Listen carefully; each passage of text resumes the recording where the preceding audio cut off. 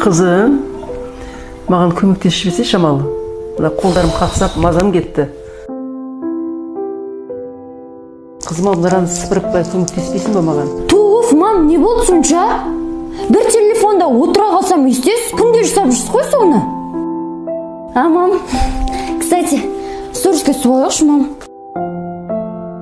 Мам, көрсеңші енді. Біз мама екеуміз бүгін үйдеміз. Мен мамамды қатты жақсы көрем. Болды, мам. Қызым, не көріп жатсың? Той, мам, не болды сонша жағаласып? Түсінбейсіз бәрібір. Әйтеуір бәріне жағаласып та жүресіз. Мам, мен алдында ғана мынаны жу деп айтып едім ғой. Мам, ояншы,